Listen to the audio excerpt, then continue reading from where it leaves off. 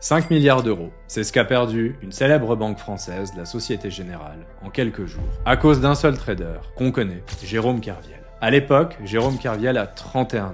Il travaille sur des produits financiers dits complexes. Et il prend des positions de plus en plus massives.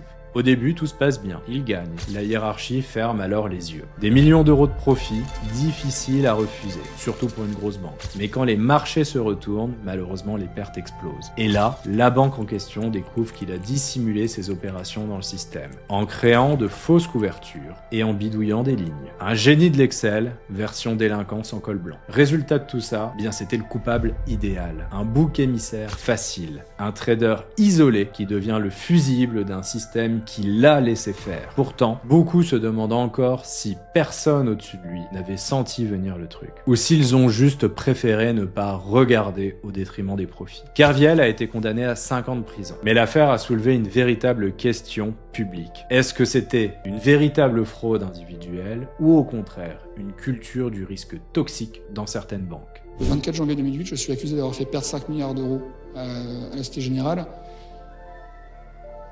Pendant 17 ans, je n'ai eu de cesse de demander est-ce qu'on peut juste aller vérifier qu'ils ont vraiment perdu 5 milliards d'euros. Et cette demande m'a systématiquement été refusée. Et donc 17 ans après, je suis toujours en train de réclamer cette expertise. C'est quoi le motif du refus?